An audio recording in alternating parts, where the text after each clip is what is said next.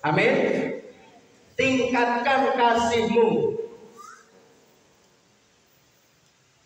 Ketika engkau memiliki kasih yang diperlebar, tinggikan, didalamkan, diperluas, maka hidupmu akan bahagia. Orang yang gampang sakit, lihat saya. Orang yang mudah sakit, orang yang sebentar-bentar sakit, ada hubungannya, hatinya, kasihnya sempit, dangkal, pendek sumbunya.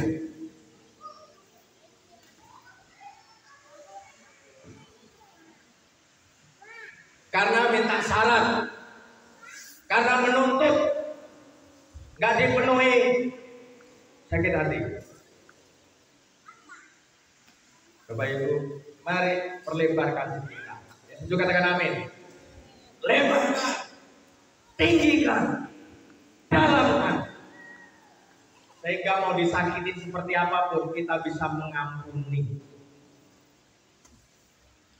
bisa bersatu, tetap setia, karena kasihnya tinggi, dalam, lebar.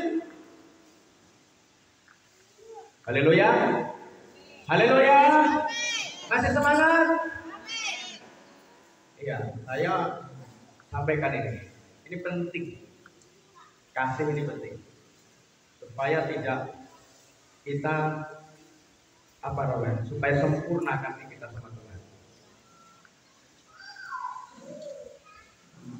Satu lagi, yang keempat, di dalam 1 Yohanes 4 ayat 7 sampai 8. Ya, kasih yang mendatangkan berkat, kasih tanpa syarat, kasih yang melampaui harga normal.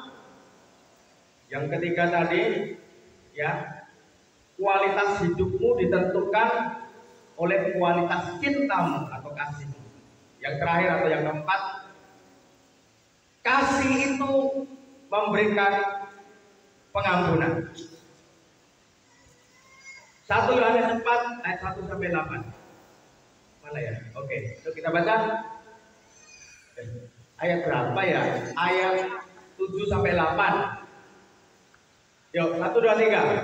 Saudara-saudaraku yang kekasih, marilah kita saling mengasihi, sebab kasih itu berasal dari Allah, dan setiap orang yang mengasihi lahir dari Allah dan mengenal Allah. 8. Barang siapa tidak mengasihi, dia tidak mengenal Allah. Sebab Allah adalah kasih. Iya. Jadi kalau kita mau kenal Tuhan, harus apa? Harus mengasihi. Siapa yang kita kasihi? Orang yang baik atau orang yang menyakiti? Halo, ayo. Ini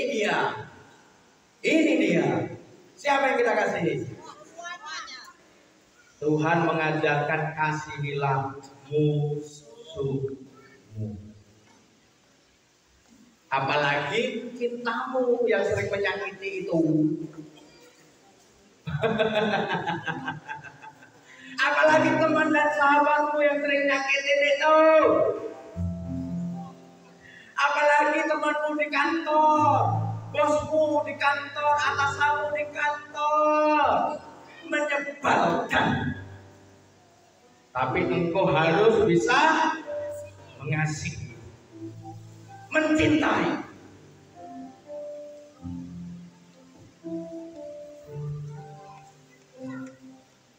Coba belajar begini loh. Saudara, kasihlah yang terbaik pada orang-orang yang menyakitimu. Cari siapa yang menyakitimu, kasih dia. Kalau nggak ada minyak goreng, kasih dia minyak goreng. Kalau nggak ada kopi, kasih dia kopi. Kalau wajahnya nggak bisa manis, kasih dia gula. Orang-orang yang menyebalkan itu, kasih dia. Itulah kasih. Yang setuju katakan amin. Yang setuju katakan amin. Yang setuju katakan amin. Berat kali ya. Padahal kalau engkau melakukannya, yang diberkati engkau. Bapak Ibu, ada contoh sebagai penutup. Namanya Bapak Corel William, istrinya namanya Carol.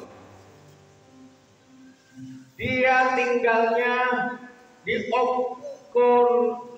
Okunawa, berarti daerah Jepang ya.